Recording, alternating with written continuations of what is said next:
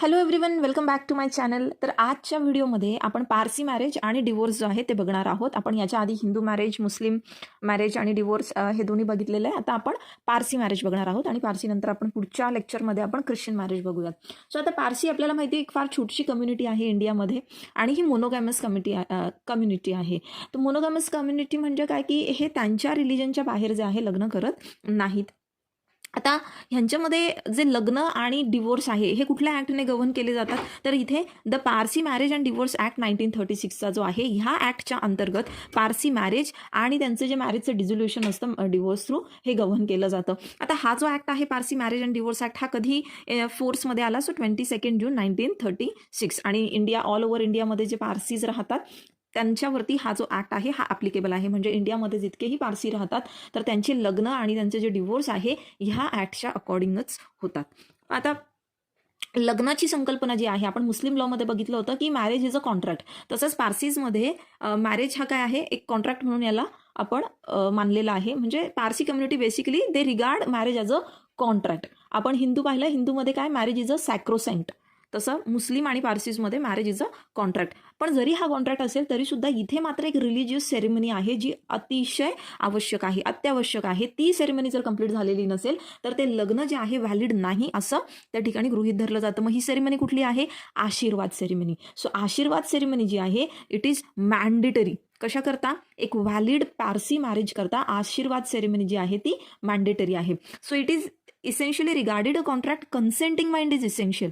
आता कॉन्ट्रॅक्ट आहे तर मग इथे कन्सेंट पण पाहिजे. सो दोन्ही पार्टीज काय आहे त्या ठिकाणी त्यांना त्यांचा कन्सेंट जो आहे तो असला पाहिजे. A Parsi marriage is solemnized by a Parsi priest in the presence of 2 witnesses with the ceremony of ashirvad. आता हे जे पारसी मॅरेज आहे हे कोण सोलमनाइज करतं, कोण लावतं हे लग्न? तर एक पारसी प्रिस्ट असतो त्या ठिकाणी. प्रत्येक धर्मामध्ये आपापले एक तिथे काही असे व्यक्ती असतात जे मॅरेज सोलमनाइज करण्याचं काम असतात. जर बुद्धिस्ट असेल तर त्यांच्यामध्ये भंते असतात. त्यानंतर आपले जे इतर हिंदू लोक आहेत, ब्राह्मण आहेत, त्या ठिकाणी ब्राह्मण असतो. तर मुस्लिम असेल तर त्या ठिकाणी मौलाना किंवा काझी जे कोणी असतात. तसंच इथे एक पारसी प्रिस्ट असतो आणि इथे अजून 2 विटनेसेस सुद्धा गरजेचे आहे. सो पारसी प्रिस्ट, 2 विटनेसेस आणि आशीर्वाद सेरेमनी हे तिथे अत्यावश्यक असे एलिमेंट्स आहे पारसी मॅरेजसाठी. मग आता आशीर्वाद म्हणजे काय? आशीर्वाद हा शब्द काय आपला म्हणजे आपल्या परिचयाचा आहे, नवीन असा नाही आहे. तर आशीर्वादचा मिनिंग काय होतो? Basically blessings. तो इथे काय ब्लेसिंग्स याचा लिटरल मिनिंग होतो it is a prayer or exhortation to parties to observe their marital obligation. So एक प्रेयर असते, एक ब्लेसिंग असते की जे पार्टीज आहे म्हणजे ज्या 2 लोकांचं आता लग्न झालेलं आहे, तुम्ही जे वैवाहिक जीवनाचे जे ऑब्लिगेशन्स असतात ते आता पार करा, अशा पद्धतीचं ते एक प्रेयर असतं. म्हणजे एक मॅरिड कपलचं जे जे काही त्या ठिकाणी कर्तव्य असतात, जे काही ऑब्लिगेशन्स असतात त्या दोघांनी आता एकमेकांसाठी ते पूर्ण करणे, अशा प्रकारची ती सेरेमनी असते आशीर्वाद सेरेमनी. त्यानंतर मग फॉर्म ऑफ मॅरेज. आता कुठलाही एक विशिष्ट फॉर्म, जसं आपण मुस्लिम लॉमध्ये पण पाहिलं होतं, असं काही विशिष्ट एखादा फॉर्म जो आहे तो गरजेचा नाहीये. इथे no such form has been prescribed.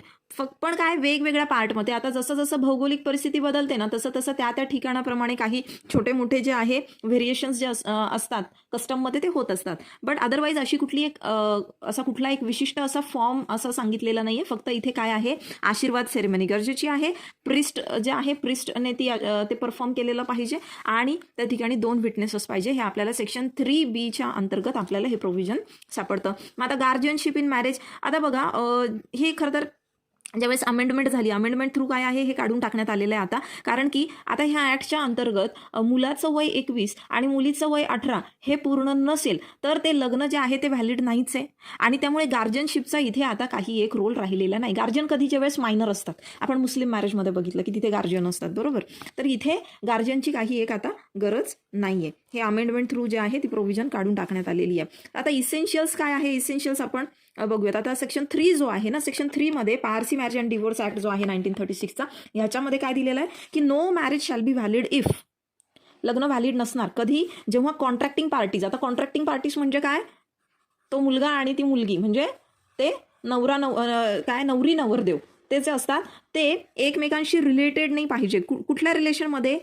In any of the degrees of consanguinity and affinity set forth in schedule 1. तर शेड्यूल 1 मध्ये काही रिलेशन्स दिलेले आहे. आपण जसं प्रोहिबिटेड डिग्रीज बघितलं होतं, आपण हिंदू मॅरेज पण पाहिलं होतं. तर कॉन्झॅग्युनिटी माहिती आहे. कॉन्झॅग्युनिटी म्हणजे काय, बेसिकली जिथे ब्लड रिलेशनमध्ये तुमचं नातं येतं, कुठल्या रक्तामध्ये, तुमचं रक्तसंबंधामध्ये, आणि अशी रक्तसंबंध आहेत ते की त्याच्यामध्ये लग्न करणं जे आहे ते अबाध्य असं, ते व्हॅलिड नाही आहे, बेसिकली त्याला प्रतिबंध घातलेला आहे.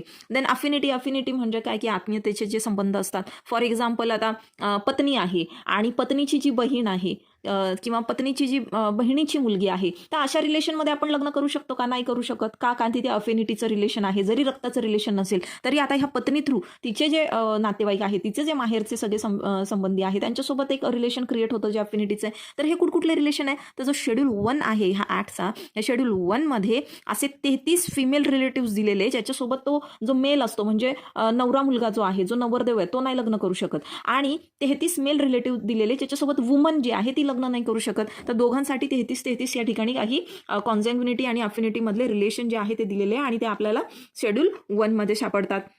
मग आता लग्न कधी व्हॅलिड नसणार आहे? अजून दुसरी एक काय तिथे कंडिशन टाकलेली आहे की जर ते मॅरेज जे आहे ते पारसी रीतिरिवाजांप्रमाणे झालेलं नसेल, म्हणजेच काय, त्या ठिकाणी आशीर्वाद सेरेमनी जी आहे ती परफॉर्म केलेली नसेल त्या प्रिस्टने. जो प्रिस्ट असतो त्या ठिकाणी, प्रिस्ट म्हणजे काय, जसं आपण म्हणतो ना पंडित वगैरे, तर तसा त्यांचा जो पंडित असतो तो प्रिस्ट. मग त्याने जर 2 पारसी विटनेसेसच्या प्रेझेन्समध्ये जर त्याने आशीर्वाद सेरेमनी जी आहे ती परफॉर्म केलेली नसेल, ते मॅरेज सोलेमनाइज केलेलं नसेल, तर मग ते लग्न जे आहे ते व्हॅलिड नसणार आहे. आता ते जे विटनेसेस असतात ते सुद्धा पारसीच असले पाहिजे. आणि ते विटनेसेस म्हणजे प्रिस्टला सोडून अजून 2 विटनेसेस पाहिजे. प्रिस्टला धरून विटनेस नाही. प्रिस्ट तर आहे, हा लग्न लावणारा प्रिस्ट आहे, नवरी नवरदेव आहे. आता ह्यांच्या व्यतिरिक्त अजून 2 विटनेसेस पाहिजे आणि हे दोन्ही सुद्धा कोण असले पाहिजे? पारसी. हे मुलगा मुलगी पण पारसी, त्यांचा हा प्रिस्ट पण पारसी, आणि हे जे विटनेसेस हे पण पारसी, सगळे पारसी पाहिजे.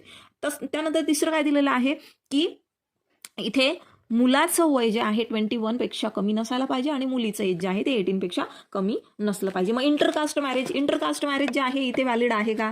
तर इथे सरळ सरळ सांगितलेलं आहे की म्हणजे पारसीमध्ये इंटरकास्ट मॅरेज जे आहे ते त्यांनी प्रोहिबिट केलेलं आहे. सो एक पारसी जो आहे तो नॉन पारसी सोबत लग्न करू शकत नाही, ते इनव्हॅलिड आहे बघा ह्या ऍक्टच्या अंतर्गत. त्यानंतर सोलमनायझेशन अँड रजिस्ट्रेशन ऑफ मॅरेजेस. मग असं याचा आता सोलमनायझेशन तर आपण पाहिलं, इथे काय गरजेचं आहे? आशीर्वाद सेरेमनी गरजेची आहे. मग रजिस्ट्रेशन जे आहे ते रजिस्ट्रेशन कोण करतं? अगेन आता इथे हे काम सुद्धा जे आहे ते प्रिस्टचं आहे. प्रिस्ट काय करतो? हे बघा इकडे पुढे दिलेले रजिस्ट्रेशन ऑफ मॅरेज. तर रजिस्ट्रेशन ऑफ मॅरेजमध्ये काय आहे की लग्न झाल्यानंतर इमिजिएटली त्यांनी काय केलं पाहिजे?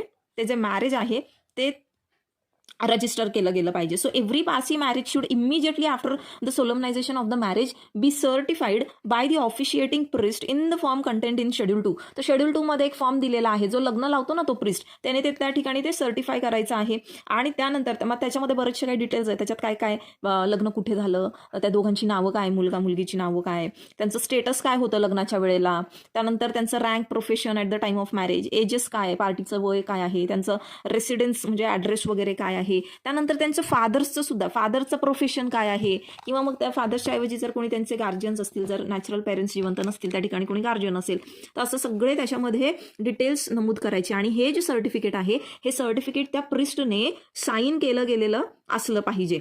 ठीक आहे. आणि इथे त्या सर्टिफिकेटवर कोणाकोणाची साईन लागते? अजून ते जे स्पाउसेस आहेत, म्हणजेच कोण? ते नवरी नवरदेव. आणि जे विटनेसेस आहेत, ते 2 विटनेसेस जे आपण मगाशी पाहिले, तर ह्यांची सगळ्यांची साईन असली पाहिजे. आता ते जे सर्टिफिकेट आहे, आता हे सर्टिफिकेट कोण तयार करतो? हे शेड्यूल 2 मध्ये दिलेला आहे. तो फॉर्म काय असला पाहिजे तर सर्टिफिकेटचा, आणि हे सर्टिफिकेट तो जो प्रिस्ट असतो ना, जो सोलमनाइज करतो मॅरेज, म्हणजे जो लग्न लावतो, तोच हे जे आहे हे सगळे त्या ठिकाणी कंटेंट्स भरतो. त्यावरती ह्या सगळ्यांच्या सह्या झाल्या की तो काय करतो? मग आता ती फीज जी आहे, आता इथे 2 रुपये फी दिलेली आहे, माहित नाही आजच्या डेटला काय आहे ही फी एक्झॅक्टली, ते एकदा चेक करून घ्यावं लागेल. पण नॉमिनल फी असते, खूप काही फी नसते त्याची. आणि ती फी जी आहे ती पे केली जाते, आणि रजिस्ट्रार जो असतो, जो मॅरेज रजिस्ट्रार असतो, ठीक आहे, त्याला त्या ठिकाणी त्याच्याकडे ते पाठवलं जातं. मग तो रजिस्ट्रार काय करतो? रजिस्ट्रार जो आहे त्या सर्टिफिकेटची एंट्री करतो. त्याच्याकडे एक रजिस्टर मेंटेन केलेलं असतं लग्नाचं, जी काही लग्न होतात, आणि तिथे त्याची जी रिसीट आहे, ती रिसीट जी आहे ती दिली जाते. आता जो रजिस्ट्रार ऑफ मॅरेजेस आहे इज अपॉइंटेड द चीफ, कोण अपॉइंट करतं? आता ह्याला chief justices of high court for the states. प्रत्येक स्टेटसाठी असा रजिस्ट्रार ऑफ मॅरेज जो आहे तो अपॉइंट केलेला असतो. आता हे काही एवढं खरं तर महत्त्वाचं नाही. अंडर 7 जे दिलेलं आहे, अंडर सेक्शन 7. आपण हे बघूया आता. पेनॉल्टीज काय जर लग्न ह्या पद्धतीने झालेलं नसेल तर, ह्या ज्या कंडिशन्स दिलेल्या आहेत त्या फॉलो केलेल्या नसतील तर. मग आता सेक्शन 11च्या अंतर्गत, if a Parsi priest solemnizes a marriage in violation of the conditions of marriage let down in section 3, मग त्याला पनिशमेंट होऊ शकते. किती? इम्प्रिझनमेंट होऊ शकते. 6 महिन्यांपर्यंत किंवा ऑर विथ फाईन म्हटलंय, ऑर विथ फाईन, आणि ही फाईन किती असू शकते, 200 रुपयांपर्यंत असू शकते. ऑर विथ बोथ म्हणजे 6 महिन्यांपर्यंतची सजा पण आणि 200 रुपयांपर्यंतचा फाईन सुद्धा. आणि हे कोणाला आहे, जर त्या प्रिस्टने ते लग्न ज्या कंडिशन दिल्या आहेत ना सेक्शन 3 मध्ये त्या पद्धतीने नाही लावलं तर, की सपोज तिथे विटनेस नाही आहे किंवा आशीर्वाद सेरेमनी नाही फुलफिल झाली किंवा दोघांची वय जी आहेत ती कमी आहेत वगैरे अशा कंडिशनमध्ये. आता in case the priest omits to certify a marriage or fails to sign the certificate. आता बघा मग अशी आपण ते सर्टिफिकेट पाहिलं ना ज्याच्यावर प्रिस्टला सही करायची असते त्याची, तर सपोज त्याने साईन केली नाही, विसरून गेला किंवा काय झालं, किंवा त्याने ते सर्टिफिकेट जे आहे ते मॅरेज रजिस्ट्रारकडे पाठवलं नाही, तर त्याला किती 3 महिन्यांपर्यंतची सजा होऊ शकते, फाईन सुद्धा होऊ शकतो जो 100 रुपयापर्यंत असू शकतो. म्हणजे रजिस्ट्रारला सुद्धा इथं दंडाची तरतूद जी आहे ती केलेली. तर रजिस्ट्रारची ही ड्युटी असते की त्याने ते मॅरेज सर्टिफिकेट जे आहे ते मॅरेज रजिस्ट्रारकडे तिथे जमा करायचं आहे. If the registrar fails to enter the certificate in marriage registrar he is liable to be punished with simple imprisonment 1 वर्षापर्यंत. आता इथे आपण वरती काय पाहिलं की सपोज त्याने सर्टिफिकेट जे आहे ते साईन नाही केलं किंवा ते त्याला पाठवलं नाही. आता सपोज तो जो रजिस्ट्रार आहे, रजिस्ट्रारने सपोज एंट्री केली नाही त्या सर्टिफिकेटची मॅरेज रजिस्ट्रारमध्ये, इथं आपण प्रिस्टसाठी सजा पाहिली. आता सपोज ज्या रजिस्ट्रारकडे ते मॅरेज सर्टिफिकेट दिलं गेलेलं आहे त्याने सपोज एंट्री केलेली नाही आहे सर्टिफिकेटची, मग त्याला सुद्धा 1 वर्षापर्यंतची सजा आणि 1000 रुपयापर्यंतचा दंड किंवा दोन्ही सुद्धा शिक्षेची तरतूद ह्या ठिकाणी केलेली आहे. आता व्हॉइड मॅरेज आपण कधी म्हणू, आपण व्हॅलिड मॅरेज पाहिलं सेक्शन 3च्या अंतर्गत दिलेलं आहे व्हॅलिड मॅरेज, की व्हॅलिड मॅरेज कुठला म्हणजे कंडिशन जे आहे त्या फॉलो केल्या तर आपण त्याला व्हॅलिड मॅरेज म्हणतो. आता व्हॉइड मॅरेज काय आहे ते आपण बघूयात.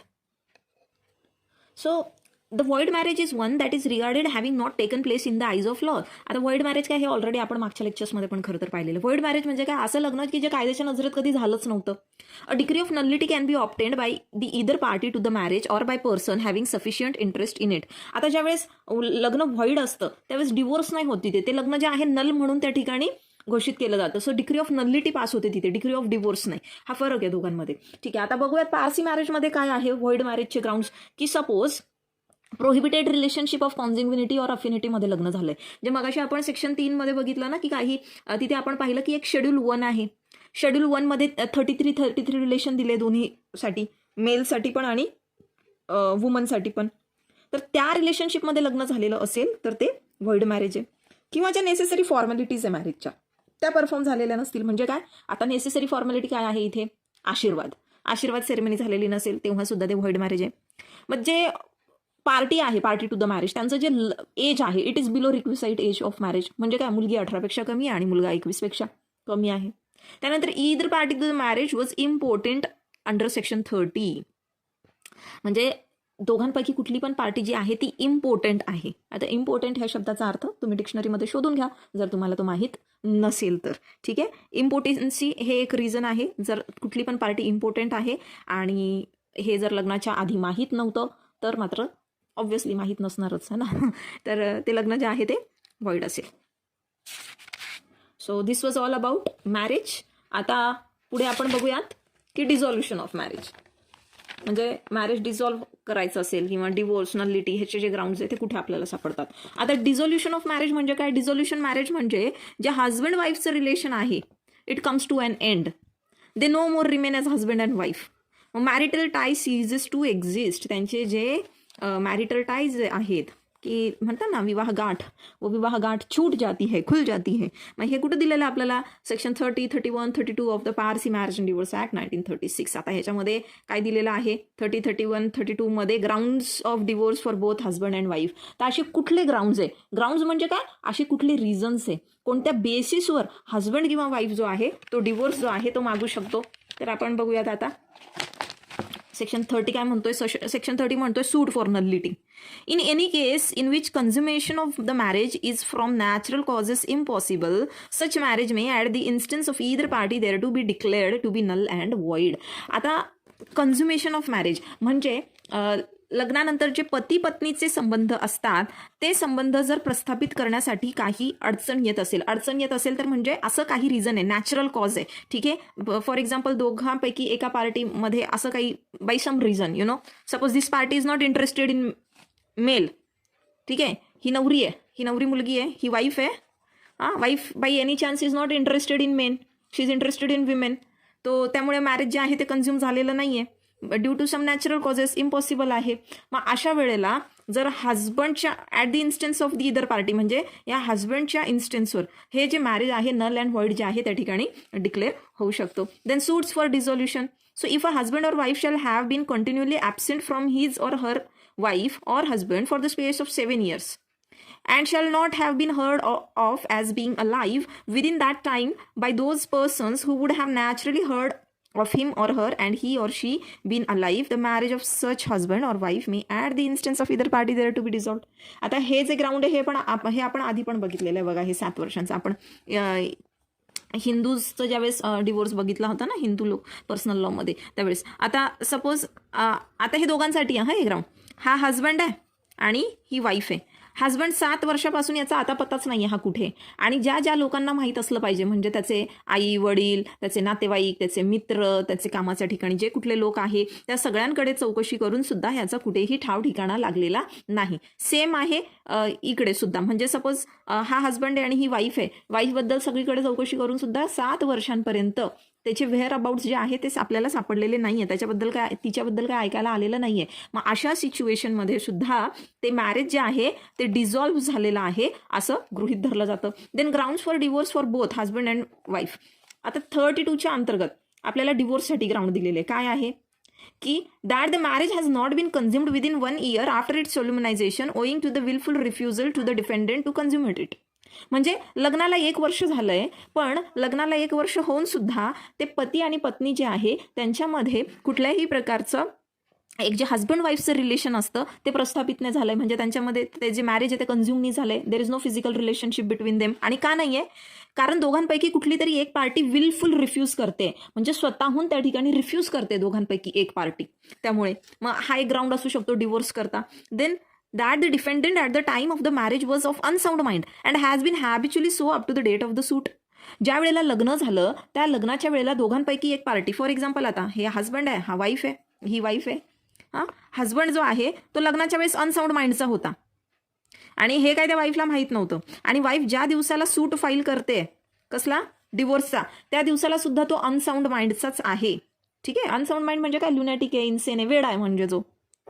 मग त्यावेळेला सुद्धा डिवोर्स जो आहे तो मिळू शकतो. पण याच्यासाठी कंडिशन काय? ज्या वेळेला ह्यांचं लग्न झालं त्यावेळेला ही जी वाईफ आहे ह्या वाईफला हे जर माहीत असेल की हा ऑलरेडी अनसाऊंड माइंडचा आहे तर मात्र डिवोर्स भेटणार नाही मग नंतर ह्या रिझनवर. मग इथे काय आहे कंडिशन काय आहे की this wife should be ignorant of that fact at the time of her marriage.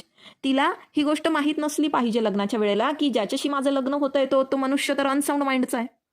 आणि तो जो सूट आहे सूट फॉर डिवोर्स जो आहे तो कधी फाईल झालेला पाहिजे? लग्नाच्या 3 वर्षांच्या आत. म्हणजे लग्नाला सपोज 10 वर्ष झाले, 10 वर्ष ह्या वेळासोबत तिने काढले आणि 10 वर्षांनी ती फाईल करते की नाही हा माणूस जो आहे हा वेडा आहे, लग्नाच्या वेळेस मला सांगितलं नाही, तर हे असं रिझन चालणार नाही. हे किती याला टाइम पिरियड काय दिलेला आहे? Within 3 years from the date of marriage. ज्या दिवशी लग्न झालं त्या लग्नाच्या दिवसापासून 3 वर्षांच्या आत सूट फाईल झाला पाहिजे. देन आता मेंटल डिसऑर्डर एक्सप्लेन केलंय. मेंटल डिसऑर्डर मध्ये काय काय येतं? Mental illness, arrested or incomplete development of mind, म्हणजे ज्यांच्या बौद्धिक क्षमता जी आहे पूर्ण त्याची ग्रोथ झालेली नसते असे. त्यानंतर psychopathic disorder, disability of mind, include schizophrenia. सिझोफ्रेनियाला सुद्धा याच्यामध्ये इन्क्लूड केलेलं आहे. देन सायकोपॅथिक डिसऑर्डर म्हणजे काय की persistent disorder or disability of mind which results in abnormally aggressive or seriously irresponsible conduct on the part of the defendant or whether or not it requires or is susceptible to medical treatment. आता हे बरंचसं असं त्यांनी explanation दिलंय की psychopath म्हणजे कोण असणार, मेंटल डिसऑर्डर म्हणजे काय असणार. असतात ना सायकोपॅथ असे की खूप अग्रेशन अचानक त्यांच्यामध्ये येतं आणि ॲबनॉर्मली बिहेव करतात आणि त्यांचं जे कंडक्ट आहे ते फार विचित्र असतं. हे सगळे. त्यानंतर मग तिसरा जो आहे तिसरा ग्राउंड काय दिलेला आहे ह्याच्यासाठी? आता हा जो ग्राउंड आहे हा ऑब्व्हियसली फक्त हजबंडसाठी अवेलेबल आहे. कसं काय? कारण इथं काय म्हटलं? That the defendant was at the time of marriage pregnant by some person other than the plaintiff. म्हणजे काय? इथे हे जे दोघं हजबंड वाईफ आहे, सपोज ह्यांचं लग्न होत आहे. आता ही जी वाईफ आहे ना ही लग्नाच्या वेळेला प्रेग्नंट होती. ठीक आहे. आणि ही प्रेग्नेंट कोणापासून? ह्याच्यापासून नाही आहे. ही अजून कोणीतरी ऑलरेडी थर्ड पर्सन आहे, त्या थर्ड पर्सन पासून आधीच प्रेग्नेंट होती आणि ह्या हजबंडला हे माहीत नव्हतं. तर ह्या ग्राउंडवर सुद्धा डिवोर्स जो आहे तो मिळू शकतो. पण मग तो डिवोर्स कधी फाईल करायचा आहे? Within 2 years of the date of marriage. लग्नाच्या मॅरेजच्या 2 वर्षांच्या आत तो जे आहे डिवोर्ससाठी पिटिशन त्या ठिकाणी फाईल करायचं आहे, सूट फाईल करायचं आहे. Then marital intercourse has not taken place after the plaintiff came to know the fact. मग आता ह्या हजबंडला समजलं की ही त्याची जी वाईफ आहे ही कुठल्या तरी थर्ड पर्सन पासूनच प्रेग्नंट आहे, ठीक आहे, आणि हे माहीत असताना सुद्धा ह्या हजबंडने तिच्यासोबत फिजिकल रिलेशन ठेवले आहेत, इंटरकोर्स वगैरे जो आहे केला आहे. मग अशा वेळेला याला तो डिवोर्सचा ग्राउंड जो आहे तो अवेलेबल होणार नाही. देन चौथा ग्राउंड काय दिलेला आहे की that the defendant has since the marriage committed adultery, fornication और बायगॅमी, रेप और अननॅचरल ऑफेन्स. तर त्याने डिफेंडंटने काय लग्नानंतर अडल्ट्री, बायगॅमी वगैरे, रेप, अननॅचरल ऑफेन्स असं काही त्या ठिकाणी असं काही ऍक्ट जे आहे असं कृत्य त्याने केलेलं आहे जे की क्राईमच्या ह्याच्यात मोडतं. मग इथे सुद्धा काय आहे 2 वर्षांच्या आत ज्या दिवशी पार्टनरला समजतंय, त्या दोघांपैकी एक पार्टनरला समजतं की अरे आपल्या पार्टनरने अडल्ट्री केली आहे किंवा आपल्या पार्टनरने रेप केला आहे, कोणाचा बायगॅमी केलेला आहे, मग त्याच्या 2 वर्षांच्या आत सूट जो आहे तो दाखल झाला पाहिजे. मग आता इथे दुसरा आणखीन ग्राउंड आहे क्रुअल्टीचा, जे आपण मागच्या पण जेवढे काही टॉपिक्स बघितले तिथे पण डिवोर्ससाठी क्रुअल्टीचा हा ग्राउंड होता. तर क्रुअल्टी हे केस टू केस डिपेंड करतं. क्रुअल्टी म्हणजे काय असणार? क्रुअल्टी म्हणजे बेसिकली छळ, ठीक आहे. देन क्रुएल्टीच्या ग्राउंडवरती एक होऊ शकतो तिथे file that the defendant has since the marriage voluntarily caused grievous hurt to the plaintiff. मग तिथे डिफेंडंटने काय की ग्रीवियस हर्ट जे आहे प्लेंटिफला त्या ठिकाणी इन्फेक्ट केलेलं असेल, म्हणजे भयंकर तिथे दुखापत तिला केलेली असेल, तिला किंवा त्याला काही पण असू शकतो, किंवा वेनेरियल डिसीज जे आहे ते इन्फेक्ट केलेलं आहे. वेनेरियल डिसीज म्हणजे काय की असे सेक्शुअली ट्रान्समिटेड काही डिसीजेस असतात की जे बरे होऊ शकत नाही, असे काही डिसीज एका पार्टनरमुळे दुसऱ्या पार्टनरला झालेला आहे. किंवा हस्बंडने काय केलंय, त्याच्या वाईफला त्याने जबरदस्ती केली आहे प्रॉस्टिट्यूशनसाठी, ठीक आहे. वाईफला जबरदस्ती त्याने काय सांगितलंय, प्रॉस्टिट्यूशनसाठी त्याने कंपेल केलेलं आहे. मग आता इथे कधी भेटू शकतो जर हे असे ग्राउंड असतील तर जेव्हा त्या वाईफसोबत त्या वाईफला जबरदस्ती करण्यात येते प्रॉस्टिट्यूशनसाठी, तर तिने त्या ठिकाणी 2 वर्षाच्या आत, म्हणजे लास्ट तिला जेव्हा फोर्स करण्यात आलेलं होतं तेव्हा तिथून 2 वर्षाच्या आत, इवन हे सगळे जे ग्रीवियस हर्ट, वेनेरियल डिसीज हे पण जे ग्राउंड आहे तिथून 2 वर्षाच्या आत तिने फाईल करायचा. Then that the defendant undergoing a sentence of imprisonment for 7 years. मग दोघांपैकी, ठीक आहे, हस्बंड किंवा वाईफपैकी कोणाला पण 7 वर्षांची जर सजा जी आहे ती देण्यात आलेली असेल कुठल्याही गुन्ह्यासाठी, तेव्हा सुद्धा तिथे डिवोर्स मिळू शकतो. पण मग याच्यासाठी काय आहे, ऍटलिस्ट 1 वर्षाची इम्प्रिझनमेंट जी आहे त्या 7 वर्षापैकी ती त्याने पूर्ण केलेली असावी. Then the defendant has deserted the plaintiff for at least 2 years. Desert केलं म्हणजे काय, सोडून दिलंय की 2 वर्षांपर्यंत दोघांमध्ये काही संबंधच नाहीये, तेव्हा सुद्धा तिथे हे डिवोर्ससाठी जे आहे डिवोर्स मिळू शकतो म्हणजे ह्या ग्राउंडवरती. Then that the defendant has cease to be a Parsi by conversion to another religion. जर त्या पर्सनने, आता हे दोघं हस्बंड वाईफ जे आहे हे पारसी होते आणि समजा त्यातनं आता ही जी वाईफ आहे ह्या वाईफने दुसरा धर्म जो आहे तो स्वीकारलाय, सपोज तिने हिंदू धर्म स्वीकारलाय किंवा ख्रिश्चॅनिटी स्वीकारली आहे किंवा बुद्धिस्ट धर्म स्वीकारलेला आहे, तर त्यावेळेला सुद्धा मॅरेज जे आहे तिथे म्हणजे मॅरेज डिसॉल्व्ह करण्यासाठी किंवा डिवोर्ससाठी त्या ठिकाणी तो हस्बंड जो आहे तो पिटिशन फाईल करू शकतो. हे ग्राउंड जे आहे दोघांना अवेलेबल आहे, हस्बंड किंवा वाईफ दोघं पण. सो कन्व्हर्जन हा एक त्या ठिकाणी महत्त्वाचा एक ग्राउंड आहे. सो हे होतं आपलं पारसी मॅरेज आणि ग्राउंड्स फॉर डिवोर्स. आता तुम्हाला हा सगळ्यांना होमवर्क आहे की तुम्ही सगळ्यांनी याच्यावरती नोट बनवायची आणि आपल्या ग्रुपला त्या पाठवायची. नोट्स सगळ्यांनी तयार करायचे आहेत.